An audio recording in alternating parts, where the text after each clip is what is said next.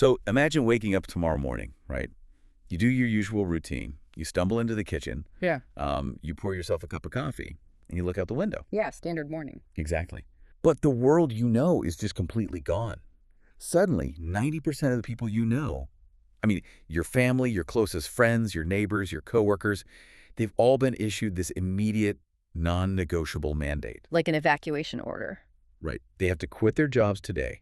They must pack whatever they can carry, evacuate the city, and just move out into the countryside. And their new life is, well, it's not a vacation. Far from it. They're going to start performing this back-breaking, grueling manual labor out in the dirt, slugging through mud, swinging heavy iron tools, pulling weeds by hand.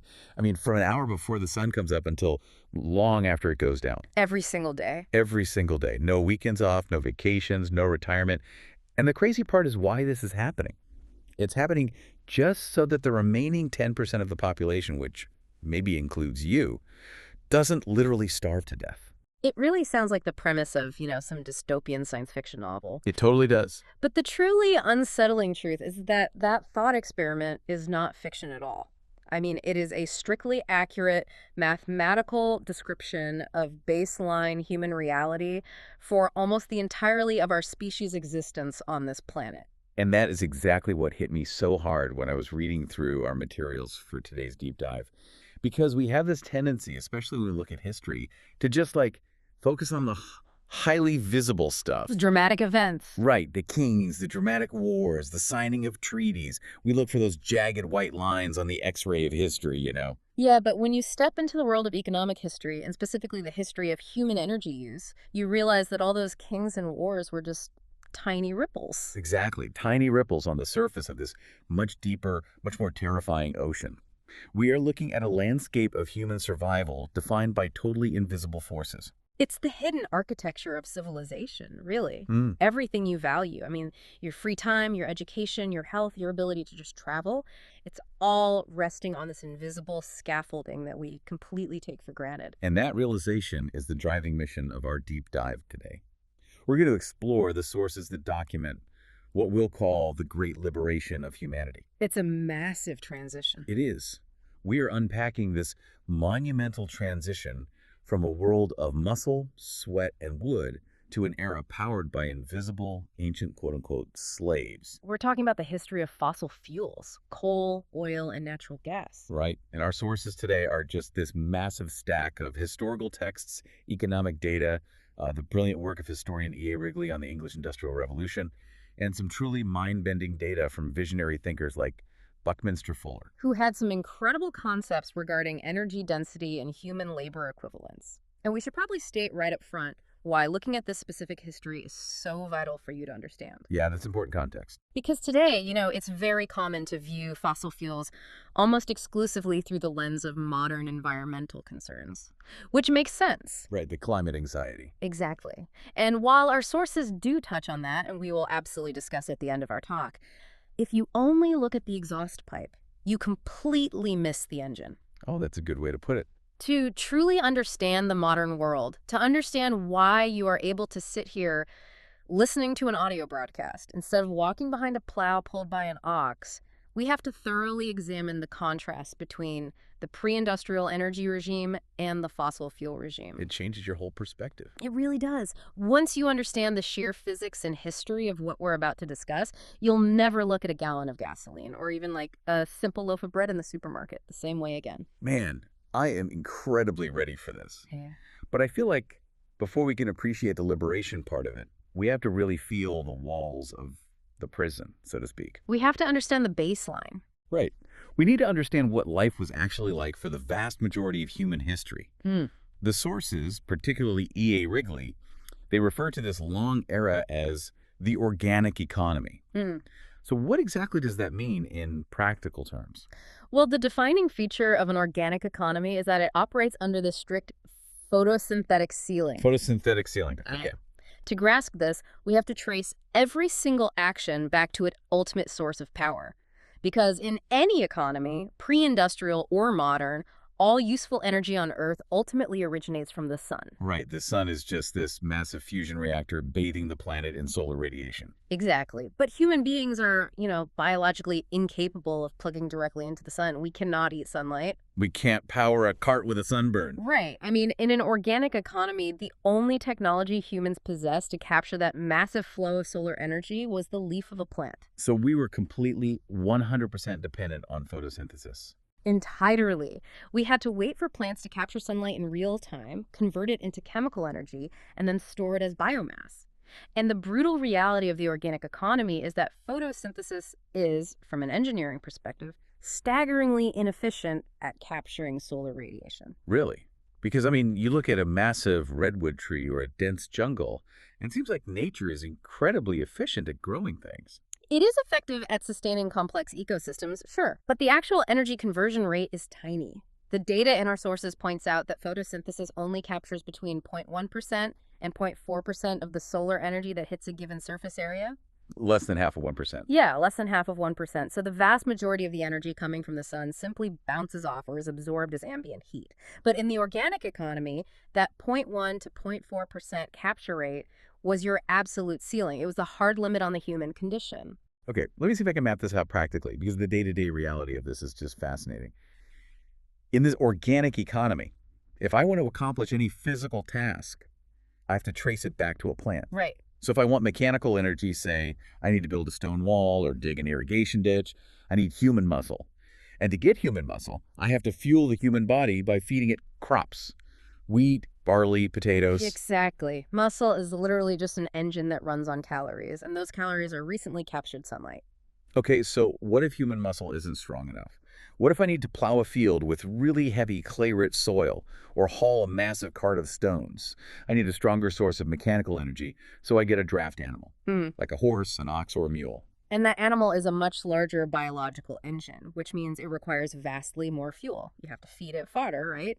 Oats, hay, pasture grass, which is, again, recently captured sunlight. And finally, what if I need thermal energy? Like I need to heat my home during a freezing winter. Or I want to bake that wheat into bread, or maybe you want to smelt a very small amount of iron to make a plowshare. Then you need to cut down a tree and burn the wood. You are releasing the thermal energy stored in the wood, which is, once again, sunlight captured by the tree over the last few decades. So it's muscle, fodder, and wood. Food for humans, feed for animals, fuel for fires. It all comes back to the dirt. It all relies on the real-time growth of plants. Which created this suffocating, impossible bottleneck for humanity. In the organic economy, the land had to do absolutely everything. Had to multitask. Yeah, you have a finite amount of arable land in any given country, right? That land has to grow the food for your population. It also has to grow the fuel for your draft animals. It has to grow the timber for your houses and the firewood for your hearths. Wow. And we haven't even mentioned textiles. It had to grow the flax for linen or provide the pasture for sheep to produce wool. It sounds like humanity was living paycheck to paycheck on a fixed income of sunlight. It was an incredibly brutal zero-sum game. It was zero-sum, exactly. If I'm a medieval lord and I want to heat my castle more because it's a harsh winter, I have to order my peasants to cut down more of the local forest. But if I cut down the forest, the peasants have less woodland to forage for nuts or hunt for game. You're taking from one bucket to fill another. Right. Or let's say a kingdom wants to increase its trade and transport more goods. They need more horses. But if you breed more horses, you have to dedicate a massive percentage of your arable land to growing oats and hay for those horses, which means you are actively, mathematically choosing to grow less wheat for human beings to eat. That is the tragic equation. You are literally taking food out of the mouths of your population to fuel your transportation network. You cannot have both. If you increase the energy allocation in one area, you must subtract it from another. I'm trying to wrap my head around how terrifying that must have been. Yeah. Any single bad harvest, any drought, and the entire system collapses because there is no backup battery. You just starve. And this is the mechanism underlying the Malthusian trap. Thomas Malthus, the classical economist, observed this cycle and codified it. Why the trap? Because the land is finite and the efficiency of photosynthesis is fixed, there was a rigid limit on how much surplus energy a society could produce. The sources highlight a stark statistic that perfectly illustrates this. In the organic economy, one single farmer, working from dawn to dusk with traditional hand tools and animal plows, could only manage to produce enough food to feed 3 to 5 people. 3 to 5 people, that's nothing. So a farmer works himself to the bone to feed himself, his wife, and 2 or 3 children. There is almost zero surplus. Almost none. If he's lucky, maybe his tiny excess grain can feed a fraction of a blacksmith or priest in the local village. But that explains why 90% of the population had to be tied to agriculture. If it takes 9 people to feed 10, you simply do not have the free energy in your society to have a large class of artists, scientists, engineers, or doctors.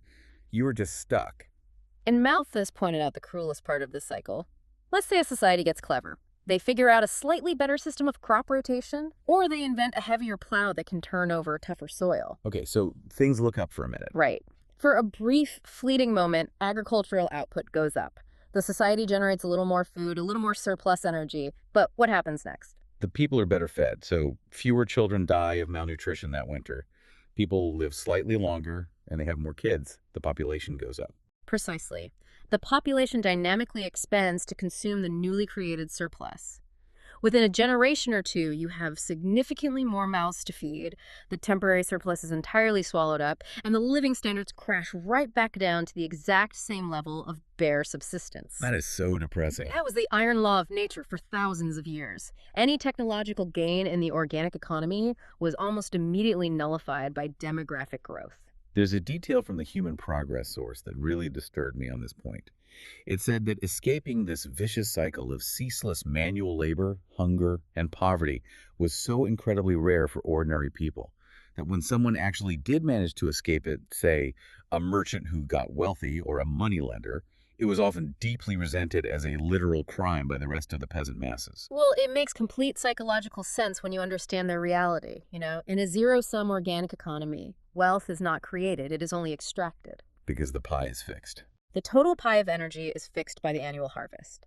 Therefore, if the pie cannot get bigger, and your neighbor suddenly has a much larger slice of the pie, the only logical assumption is that he stole it from you.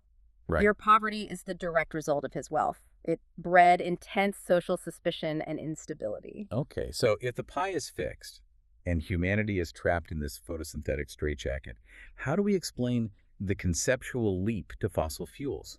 Because Wrigley, in the sources, talks a lot about the philosophical nature of the resources themselves. He makes a distinction that I want us to really dig into. Yeah, Wrigley provides a brilliant framework to understand why the organic economy was so stable, yet so limiting.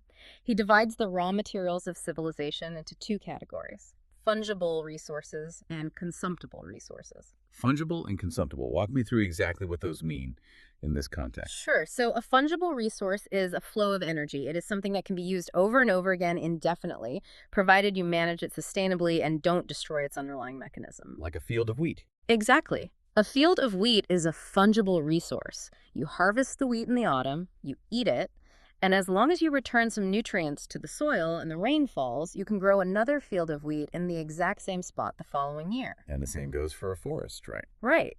A managed woodland is fungible. You cut down a section of trees for firewood to survive the winter. If you leave the land alone, new saplings will sprout, and 50 years later, your grandchildren will have firewood from that exact same plot of land. It is a cycle. Which provides immense stability. I mean, humans lived on that cycle for millennia. But the downside is that hard limit. I can't force the forest to grow any faster than the sun and rain allow.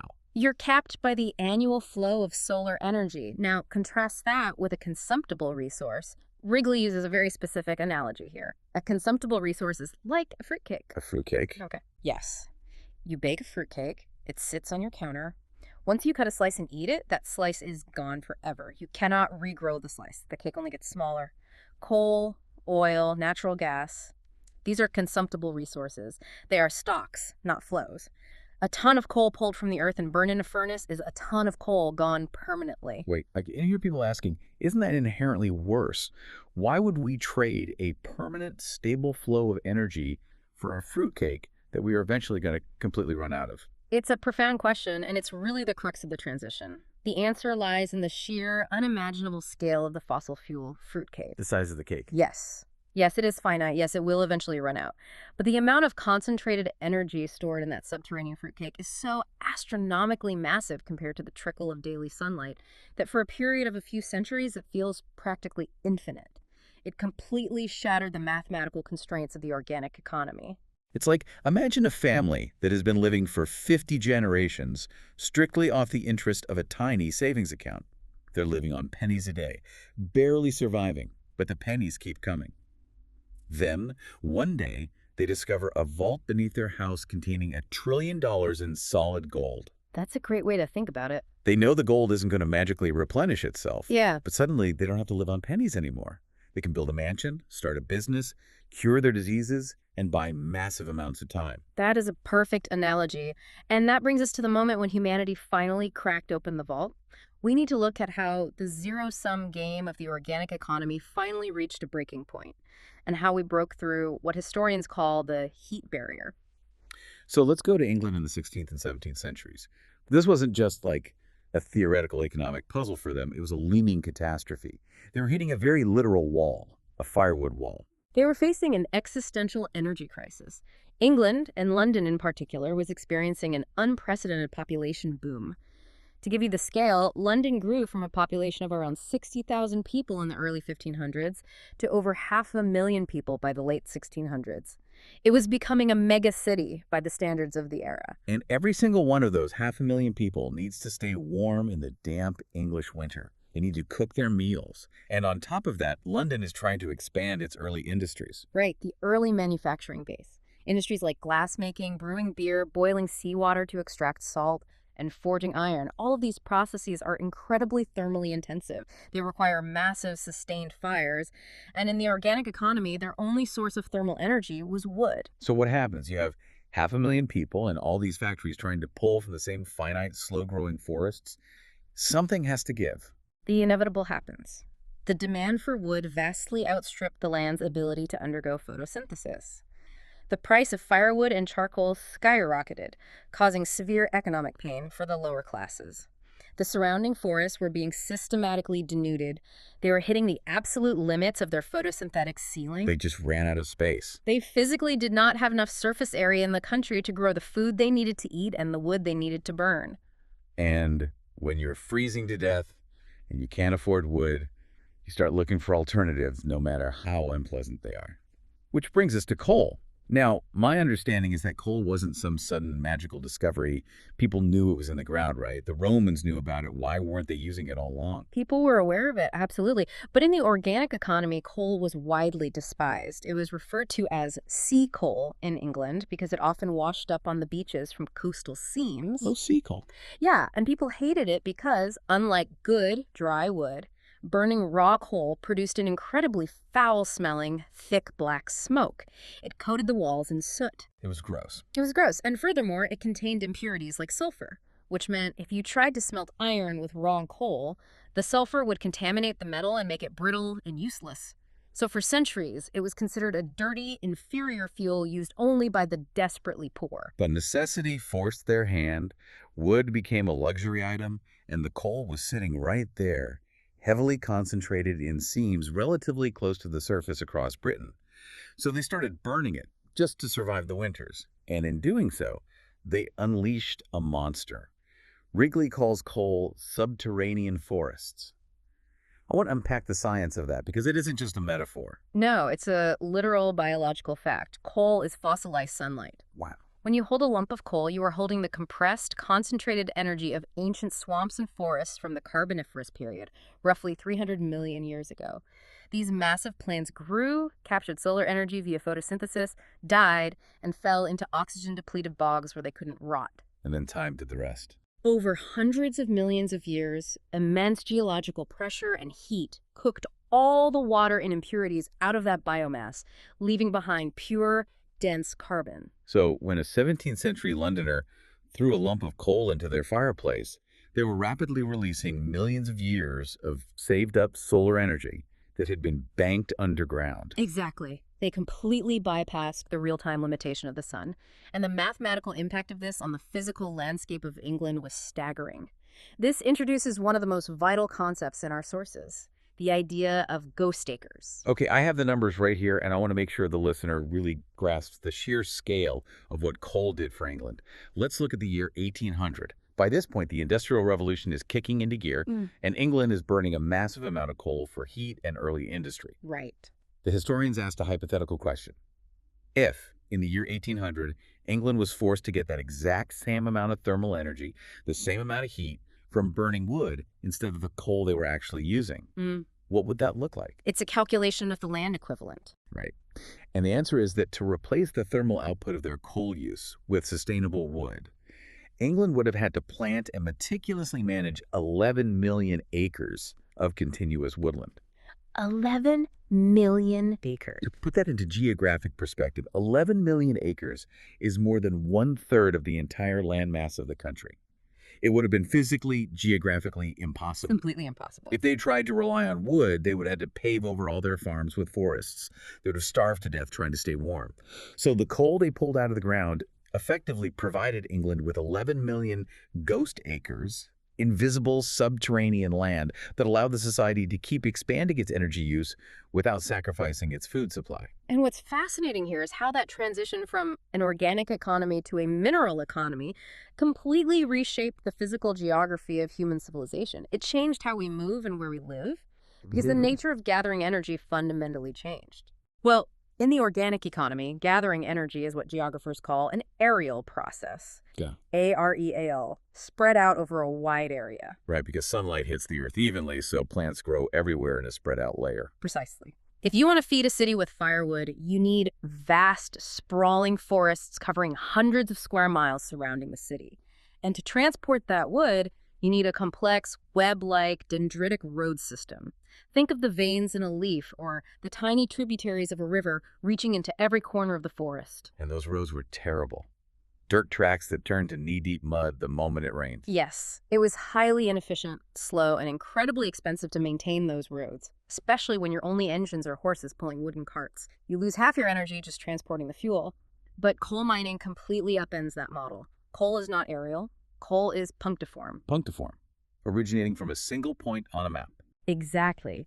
A single coal mine shaft takes up almost zero surface area, maybe a few acres for the buildings in the pit.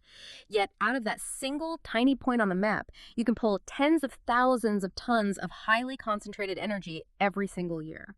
Because nature already did the work of gathering and compressing it over millions of years. Exactly. And because the energy is hyper-concentrated and originates from one specific point, it suddenly makes financial and engineering sense to build highly efficient linear transport systems. You don't need a sprawling web of muddy roads anymore. No, you just need one straight, heavily fortified path.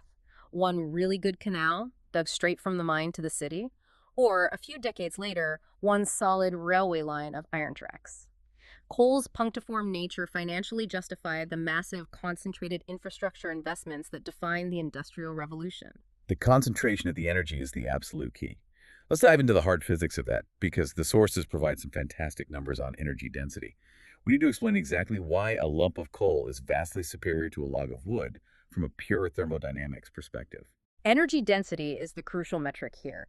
It measures how much raw, usable energy is packed into a specific weight or volume of fuel. Okay, let's look at the numbers. The standard metric we are using from the sources is megajoules per kilogram, MJ per kg. Let's start with wood.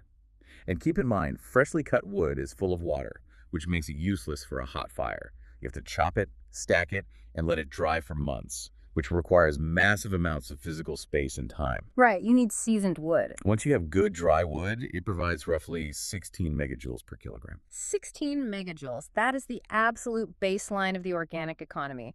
It is enough to heat a small room, cook a pot of stew, or with enough bellows and airflow, forge a horseshoe. Now you switch to high-quality coal, like anthracite.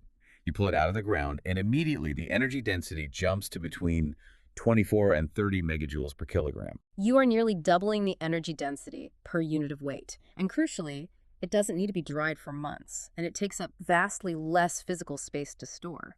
If you're running an iron foundry, you can stack enough coal in a small yard to run your furnaces hot enough to melt solid iron continuously for weeks.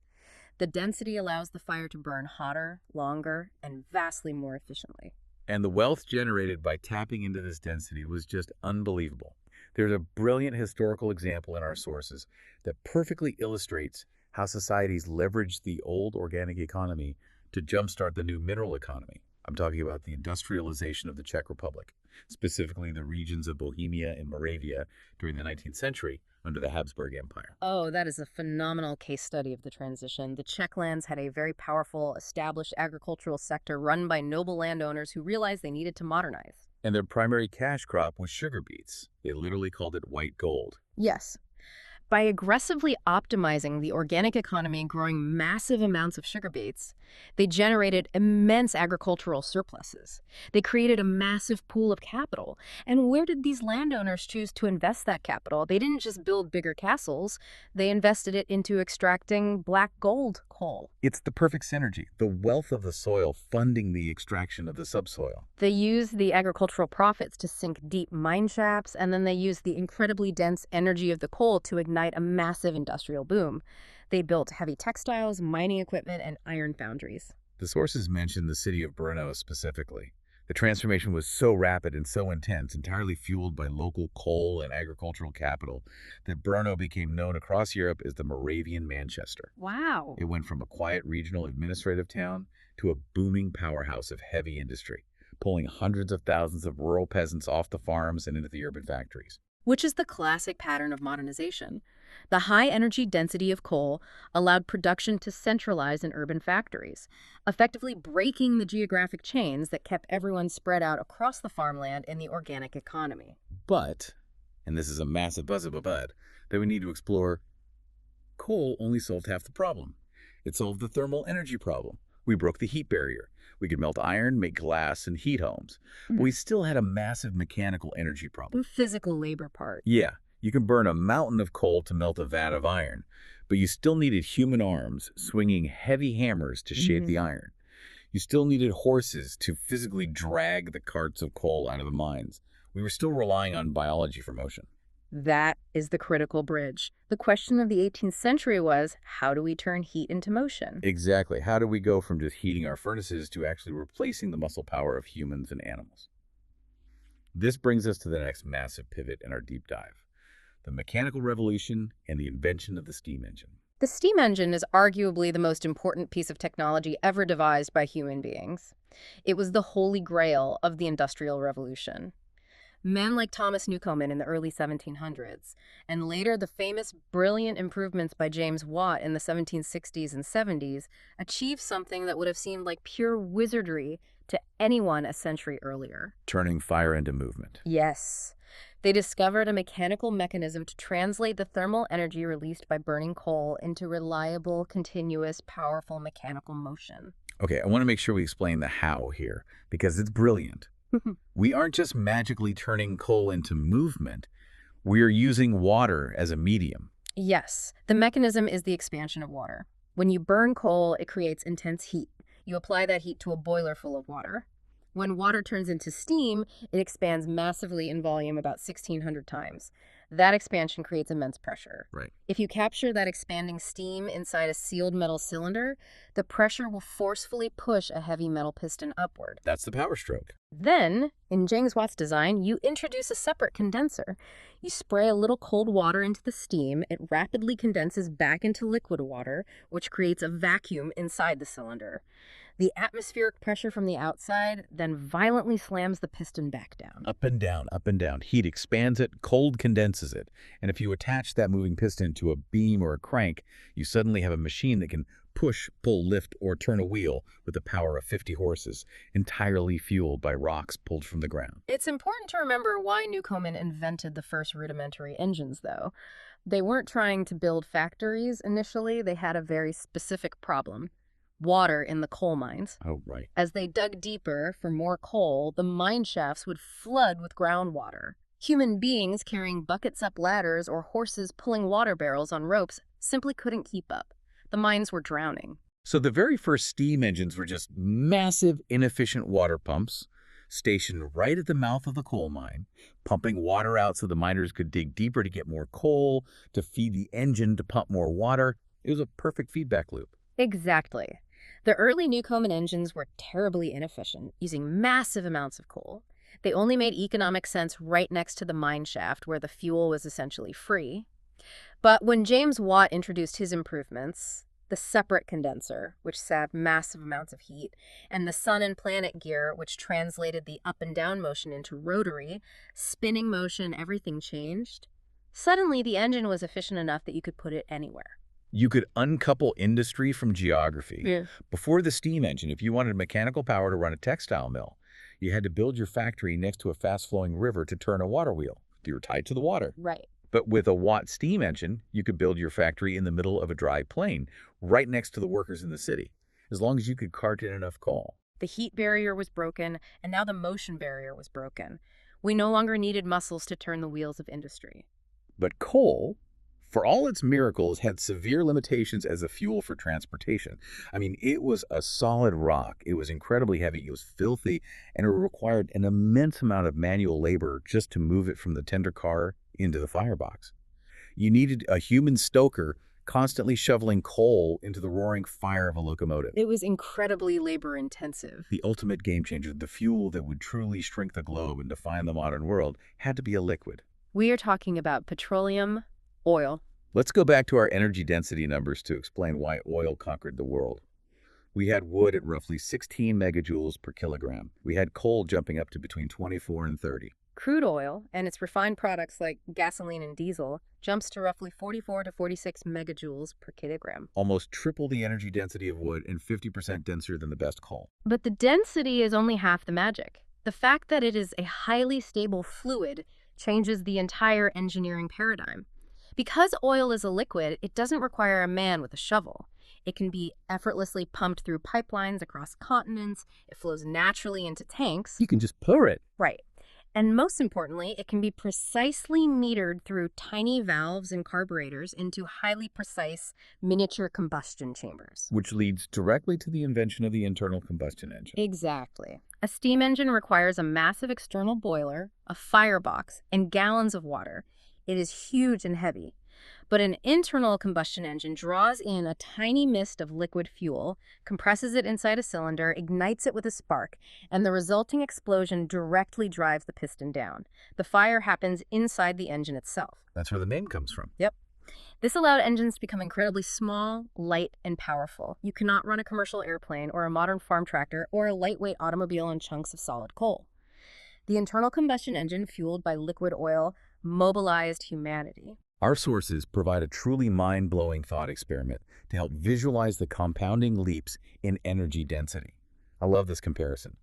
Let's imagine you have a hypothetical vehicle and you want to propel it forward using exactly 1 kilogram of different fuels. Okay, let's hear it.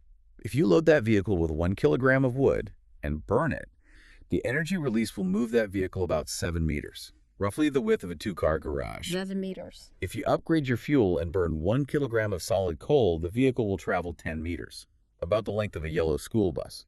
Now, if you switch to 1 kilogram of refined crude oil, the vehicle surges forward to 18 meters, the length of a humpback whale. The physics of density strictly dictate the efficiency of our transportation. And just for a moment of absolute insanity, the source takes it one step further into the atomic age. If you were to use 1 single kilogram of uranium-235 in a nuclear reactor, the incredible density of nuclear fission would propel that exact same vehicle 1.6 million kilometers. That is the equivalent of driving to the moon, turning around, driving back to Earth, and then doing the entire round trip a second time on a piece of fuel the size of a grapefruit. It's incomprehensible. We are a species constantly seeking the next most concentrated form of power. But to really ground this discussion, we need to bring it back from abstract physics to the human element, because the core theme of our deep dive is the Great Liberation. What did this incredible liquid dense energy actually mean for human muscles, for human labor? I'm so glad you brought this up, because this is the concept that completely rewired my brain. I want us to dive deep into the framework developed by the brilliant 20th century visionary and inventor, Buckminster Fuller. He coined a term that perfectly encapsulates our modern reality: energy slaves. It is a provocative term, but it is perhaps the most visceral way to visualize what fossil fuels actually do for us on a daily basis. Fuller wanted to quantify exactly how much human physical toil was being replaced by a barrel of oil. Right. And the math behind this is fascinating, so let's walk the listener through it step by step. We start with a standard barrel of crude oil. That's 42 U.S. gallons, or roughly 159 liters. Inside that barrel is an immense amount of potential chemical energy. If you burn that oil in a modern power plant and convert it into electrical work potential, that one barrel yields roughly 1,700 kilowatt hours of work. Okay, hold that number. One barrel equals 1,700 kilowatt hours. Now we have to compare that to the biological engine we discussed earlier, a human being. Let's take a healthy, highly fit adult human, and let's put them to work doing hard, sustained, exhausting manual labor, swinging a pickaxe, digging a ditch, or pedaling a stationary bicycle hooked up to a generator. And let's force them to do that for a standard 8-hour work shift. Sounds exhausting. It is. In those 8 hours of agonizing toil, that human will generate approximately 0.6 kilowatt hours of usable energy. So an entire day of human sweat and exhaustion equals 0.6 kilowatt hours. A barrel of liquid sitting on the ground equals 1,700 kilowatt hours. Here's where it gets really interesting. When you divide the potential of the barrel by the output of the human, the result is absolutely staggering. One single barrel of oil contains the energy equivalent of roughly 2,800 days of hard human labor. 2,800 days of work. Depending on whether you give this hypothetical human weekends off, that means there is between 4.5 to 12 years of human physical toil packed into every single barrel of black liquid. The sources provide a perfect visual for this. Let's say you wanted to heat a large water boiler for a building, and instead of burning oil, you forced a human to pedal a friction generator to create that heat. Oh, wow. A person would have to pedal that bicycle, sweating and panting, for 12 straight years to equal the thermal output that you get from simply igniting one barrel of oil. It completely recontextualizes the world around us. Wait, I really want the listener to pause and let this sink in. Think about the last time you drove to a gas station and filled up your car. You stood there for maybe 3 or 4 minutes, you watched the numbers tick up on the screen, you swiped your credit card, and you paid maybe 40, 50, or 60 bucks. Right. In those 3 minutes, for the price of a decent dinner, you just pumped dozens and dozens of years of pure human labor into your gas tank. You purchased the equivalent of a lifetime of physical exertion, and you burned it just to commute to work and back for a week. We are walking around like ancient emperors. Think about the wealthiest, most tyrannical pharaohs of ancient Egypt, who commanded tens of thousands of slaves to drag stones to build the pyramids. Yeah. Or the most powerful Roman emperors. They did not have a fraction of the sheer physical labor at their fingertips that a modern teenager with a minimum wage job and a used Honda Civic has today. And Fuller's concept scales up when you look at society as a whole. If you take the total energy consumption of the modern global economy, all the coal, oil, gas, nuclear, and renewables, and you divide it by the global population, you arrive at a stunning global average. Today, every single person on Earth is currently served by the equivalent of about 140 of these invisible energy slaves. 140 invisible laborers working 24 hours a day, 7 days a week, 365 days a year, just to maintain the baseline global lifestyle. And remember, that is just the global average, which includes billions of people in developing nations who use very little energy. If you look at highly developed, energy-intensive nations, the number is astronomical. Our sources note that in the United States, back in 1980, the average citizen was supported by 640 of these invisible energy slaves. 640. It's hard to even picture a crowd of 640 people following you around. But they are there, hidden in the infrastructure. They are the invisible slaves that wash our clothes in the machine, spinning the drums so we don't have to scrub fabric on rocks. Yep. They are the ones carrying our cheap consumer goods across the Pacific Ocean on massive container ships. They pump millions of gallons of clean, filtered water directly into the pipes in our homes so we don't have to carry buckets from a well. They spin the massive turbines in the power plants that keep our lights on and our refrigerators perfectly cold. They've entirely lifted the burden of physical survival off the shoulders of humanity, which logically leads us to the most profound, life-altering impact of these invisible energy slaves. We've talked about how fossil fuels replace the factory worker's sweat with the steam engine, and how they replace the traveler's legs with the internal combustion engine. But the ultimate liberation happened right back where our story began, out in the dirt, on the farm. Yes. Because if the fundamental prison of the organic economy was the Malthusian trap of agricultural limits, the fact that land had to grow both food and fuel, then the ultimate liberation had to be an agricultural revolution. We need to trace the history of agricultural productivity, specifically looking at the before and after of the internal combustion engine arriving on the farm in the form of the tractor. Right. Before the tractor, as we established, the primary source of mechanical energy for plowing, planting, and harvesting was the muscle of a draft animal, a horse or a mule. And in the United States, this reliance on animal muscle reached its absolute peak around the year 1920. At that time, there were roughly 25 million horses and mules working on American farms. 25 million massive biological engines. Now, apply the brutal logic of the organic economy to that single number. It is a terrifying equation. A horse is a living machine. It burns massive amounts of calories just standing in the barn, staying warm. It burns calories walking out to the field, and it requires high-energy, nutrient-dense food, primarily oats and hay. Right. The sources provide a statistic from the U.S. Department of Agriculture that is just shocking in its sheer inefficiency. In the year 1915, there were 93 million acres of American cropland being used exclusively to grow oats and hay to feed the horses and mules that were working the farms. 93 million acres. Let's put that into context. That represented 27% of the total harvested cropland in the entire country at the time. More than 1 out of every 4 acres of fertile farmland in America was completely useless for feeding human beings. Here's a closed loop. That land was dedicated entirely to maintaining the biological engines that were required to plow the other 3 acres. It was the ultimate Malthusian bottleneck playing out in the 20th century. If the population grew and they needed more food, they had to plow more land, which meant they needed more horses, which meant they had to dedicate even more land to growing oats. They were stuck. Until the machines arrived. Exactly. Yeah. Henry Ford and others start mass-producing the gasoline-powered tractor, and the transition was violent in its speed and efficiency.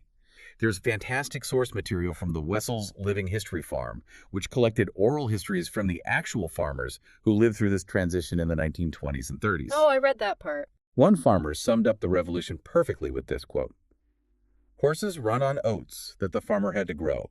Tractors run on gasoline that the farmer has to buy." And that economic distinction is everything. By buying gasoline, the farmer is suddenly tapping into millions of years of stored solar energy pumped from deep underground in Texas or Pennsylvania, rather than relying on the real-time solar energy of this year's oat harvest in his own fields. The physical efficiency gains were immediate.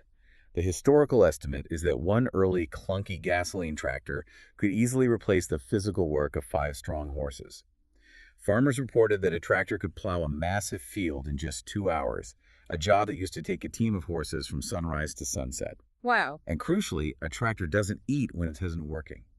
In the dead of winter, a horse still needs to be fed every single day. A tractor, you turn the key, it shuts off, and it stops consuming fuel. The transition happened in the blink of an eye historically. The tipping point where the total mechanical horsepower of tractors officially overtook the total biological muscle power of horses on American farms occurred in 1945, right at the end of World War II. And think about the geographic dividend of that. As those 25 million horses were gradually phased out and retired, those 93 million acres of land were suddenly liberated.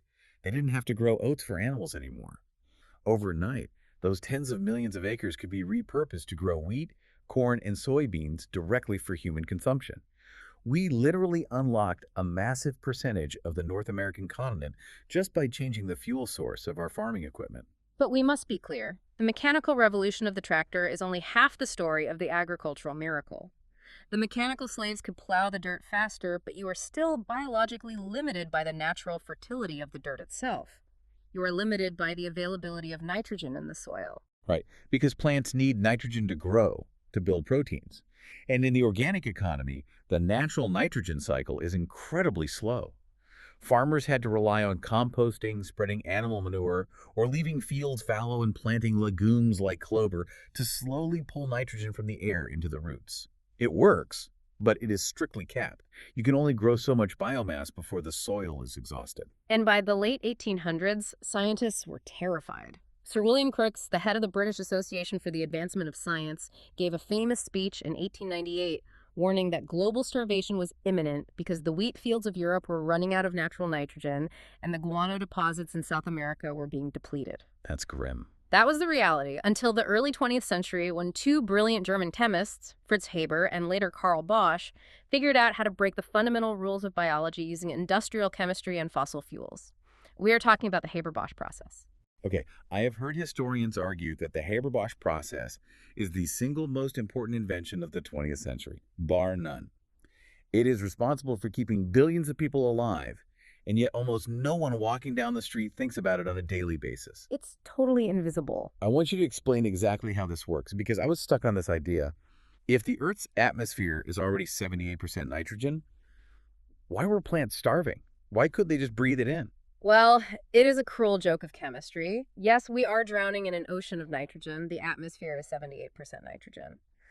But it exists in a chemical form called N2 nitrogen atoms bound together by a triple covalent bond. That triple bond is one of the strongest chemical bonds in nature. Plants simply do not have the biological mechanisms to break that bond apart to use the nitrogen. They are literally starving while floating in a sea of food they cannot open. So how did Haber and Bosch open the vault? They used the sledgehammer of fossil fuels. Fritz Haber figured out the chemistry in a laboratory, and Carl Bosch figured out how to engineer massive, terrifying, high-pressure industrial reactors that wouldn't explode. What they did was take natural gas, specifically the methane in natural gas, which is a fossil fuel. They piped it into massive steel chambers. They applied extreme, blistering heat and immense crushing pressure. This brutal physical environment strips the hydrogen atoms off the natural gas. They then force those freed hydrogen atoms to violently smash into the N2 molecules from the air, shattering that triple bond. Wow. The resulting chemical reaction creates a new molecule, ammonia, or NH3, synthetic nitrogen fertilizer. They literally figured out a way to turn fossil fuels into edible calories. They took ancient natural gas from deep underground, processed it in a massive factory, sprayed the resulting white powder onto a barren field, and watched it turn into a massive, nutrient-rich ear of corn. The sources describe this as true modern alchemy, and the scale of this is hard to fathom. Today, the Haber-Bosch process is responsible for growing the food that feeds approximately half of the entire global population. Look around you. 4 billion human beings are alive today, their bodies built from proteins, solely because we know how to use extreme heat and pressure to turn natural gas into synthetic fertilizer. And what is the grand result of all this? The combination of the diesel tractor and the synthetic gas fertilizer. Well, let's look at the arc of human productivity, because this is where the Great Liberation truly pays out. We said earlier that in the year 1800, trapped in the organic economy, one single farmer could feed 3 to 5 people. Barely enough to keep a family alive. By 1940, at the dawn of the mass tractor era, that same farmer could now feed 20 people. By 1960, with vastly better machines and the widespread adoption of chemical fertilizers, one farmer was feeding 45 people. The curve is going exponential. And today, by 2022, one single modern farmer, sitting in an air-conditioned, GPS-guided, diesel-powered combine harvester, monitoring yields on an iPad, produces enough food to feed between 165 and 170 people. It is a productivity multiplier that completely defies human comprehension. We went from a ratio of 1 to 3 to 1 to 170. Wait, let me push back on this for a second. Because when I look at that modern farmer, yes, he's producing an unbelievable amount of food, but the medieval peasant was completely self-sufficient. The peasant grew their own oats to fuel their own horses and used their own animals' manure to fertilize their own fields. If the world outside the village collapsed, the peasant still ate. That's true. But the modern farmer is entirely dependent on massive, fragile global supply chains. If the pipeline stops pumping diesel or the factory stops producing synthetic fertilizer, that farmer cannot feed 170 people. He probably can't even feed his own family because he doesn't have horses anymore. That is a massive systemic vulnerability, isn't it? If we connect this to the bigger picture, you are identifying the core vulnerability of modernity, and you are absolutely right. It is a massive dependency. But it was a necessary trade-off to escape the Malthusian trap. What you are describing is the fundamental shift from extensive agriculture to intensive agriculture. Explain the difference between those two approaches. In the organic economy, agriculture was extensive. If your population grew and you wanted to grow more food, your only option was to acquire more land. You had to chop down more forests, drain more swamps, or go to war to conquer your neighbor's territory. You expanded outward. Right, because the yield per acre was fixed. Exactly. Modern agriculture is intensive. We grow exponentially more food on the exact same physical footprint of land by intensely pumping external energy into it, more diesel fuel, more synthetic fertilizer, more electrically pumped irrigation. Yes, we traded the absolute self-sufficiency and resilience of the peasant for the absolute abundance of the modern world. We are vulnerable to geopolitical supply chain shocks, certainly, but we are no longer vulnerable to a single cold spring or a bad harvest wiping out half a village through starvation. Which brings us to the ultimate payoff of this story, the social dividend of fossil fuels. Because think about the math we just did. If one farmer can now efficiently feed 170 people, that means 169 people do not have to wake up at dawn, slog out into the mud, and pull weeds. Today, 98% of the population in developed nations has been completely freed from the brutal necessity of agricultural labor. It's an incredible luxury. So the question is, what did humanity do with all this newly freed up time, energy, and human capital? We built the modern world. The Great Liberation wasn't merely about escaping hunger and securing food. It was the literal birth of free time. Time is the ultimate luxury that fossil fuels bought us. Let's talk about the collapse of working hours, because the data here is a beautiful thing.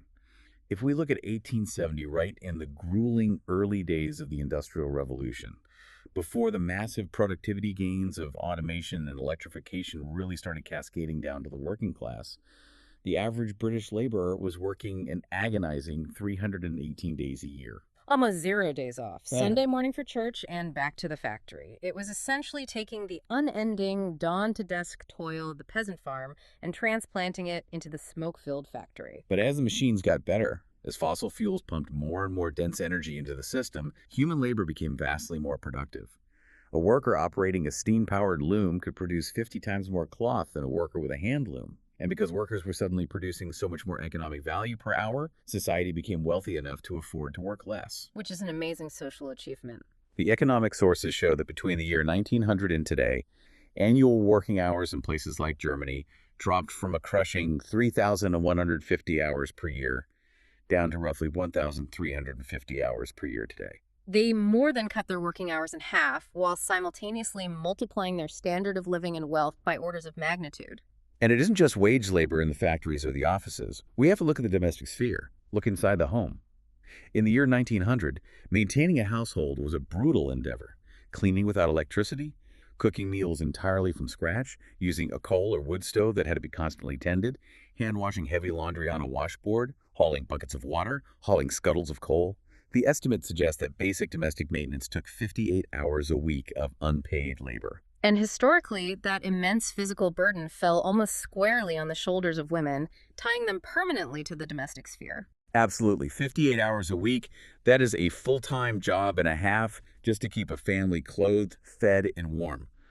Today, thanks to the invisible slaves powering our electric washing machines, our vacuum cleaners, our automatic dishwashers, and our thermostatically controlled gas furnaces, that number has dropped from 58 hours to under 8 hours a week. Think about that. Yeah. That is 50 hours a week of human life, of human potential handed back to the individual. And what do you do at that time? You read books, you invent new technologies, you engage in politics and democracy, you create art, music, and literature, you travel, you actually get to have a childhood. And you multiply. The social dividend is permanently written into human demography. The massive population explosion of the last 2 centuries was the direct biological result of finally having enough food and enough surplus thermal energy to sustain life at scale. We went from a global population of roughly 1 billion people in 1803 to over 8 billion people today. That's just wild. And the nature of where those 8 billion people live completely inverted. The great urbanization wave. Yes. For thousands of years of the organic economy, cities were demographic sinks. They were relatively small, heavily disease-ridden, and completely dependent on an umbilical cord connecting them to the surrounding countryside for daily carts of food and wood. The death rates in ancient cities often exceeded the birth rates. Because it was so unsanitary. Right. But because agriculture became so hyper-efficient with tractors and fertilizers, and because transportation became so incredibly cheap due to railroads and diesel trucks, humans could suddenly, safely cluster together in massive, unprecedented numbers. In the year 2008, humanity crossed a monumental, irreversible threshold. For the first time in the entire history of our species, more than 50% of the global population lived in urban areas. We transformed from a rural farming species into a city-dwelling species. And we cannot forget the medical revolution in this story. We touched on it briefly, but all of this surplus energy, this massive wave of economic growth funded by coal and oil, directly paid for the modern medical establishment. It funded the research laboratories, the massive sterile hospitals, the universities that train the doctors. It allowed for the mass production of pharmaceuticals. Right. Many of our life-saving drugs, our sterile plastics, and our surgical equipment are literally synthesized directly from petrochemicals. We invented refrigeration to transport vaccines globally. We effectively doubled human life expectancy. We eradicated diseases that had plagued us for millennia. We built universal public education systems. Think about that. For the first time in human history, we didn't need our children working in the fields pulling weeds or working in the coal mines just to ensure the family's basic survival. We generated enough surplus wealth that we could afford to pull children out of the labor pool and invest 10 to 15 years of their lives solely into learning, reading, and developing their minds. So what does this all mean? When we step back and look at the whole sprawling picture, the Great Liberation wasn't merely a shift in economic policy. It wasn't just a clever set of mechanical inventions by guys like Watt or Ford.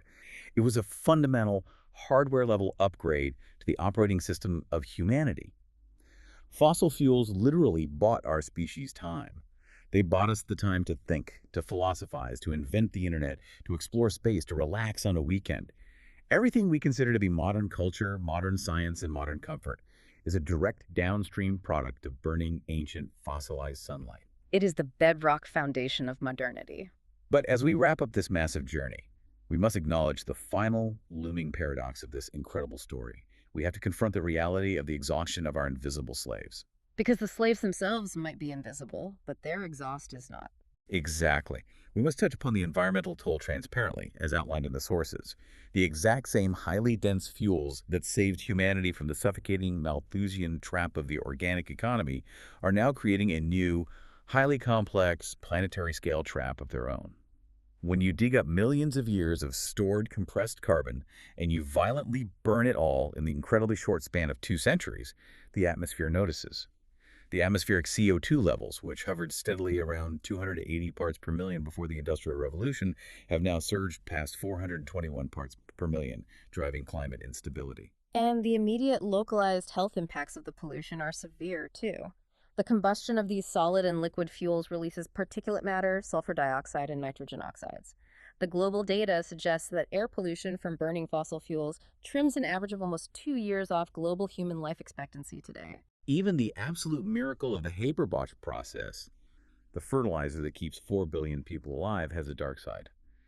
It is incredibly energy intensive to produce, contributing roughly 1.31 gigatons of CO2 equivalent annually. And when that synthetic fertilizer washes off the agricultural fields during heavy rains, it flows into rivers and oceans. This causes massive water eutrophication. Which is when the fertilizer feeds the algae in the water, causing massive unnatural algae blooms. When the algae dies, the bacteria that decompose it consume all the dissolved oxygen in the water, effectively suffocating the fish and creating massive aquatic dead zones. Right. And the economic estimates put the global health and productivity costs of all this fossil fuel pollution at an astronomical $5.7 trillion annually. But this leads us to the ultimate philosophical conclusion of Wrigley's work and the true challenge of our era. Because when you look at those environmental numbers, the immediate instinct for some people is to say, this is terrible. We need to go back. We need to go back to a simpler time, back to nature, back to an organic economy. But we can't go back, can we? This raises an important question, but no, we absolutely mathematically cannot go back. Returning to a purely biomass-driven, organic economy is a physical impossibility. E.A. Wrigley's numbers make that abundantly clear. Think about the ghost acres. If we wanted to feed and fuel our current population of 8 billion people, using only the real-time flow of photosynthesis wood for heat, horses for motion, natural compost for fertilizer, we would require roughly 30 times the land productivity that we historically achieved at the peak of the organic economy. Wow, 30 times. It simply cannot be done. There is physically not enough arable land on planet Earth. If we tried to go back to the 17th century, billions would starve. So the challenge isn't to go backward to some imagined, romanticized agrarian utopia that never actually existed. The challenge is to go forward. We have built an incredible, prosperous civilization on the backs of these invisible energy slaves. We still desperately need their mechanical power, their thermal heat, and their agricultural output. But we need to transition the power source.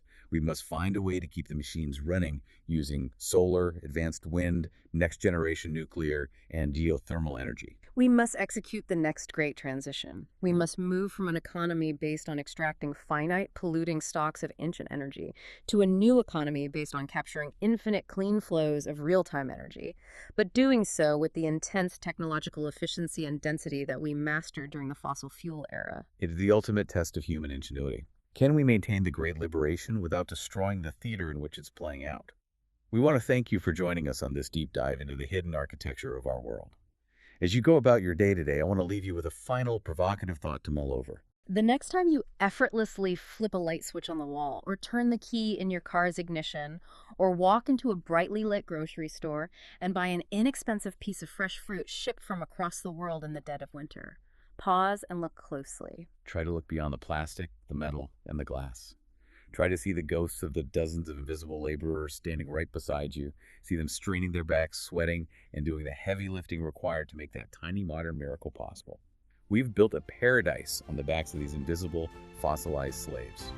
The question for our generation is, can we learn to replace those ghosts with clean, sustainable energy before the atmosphere breaks?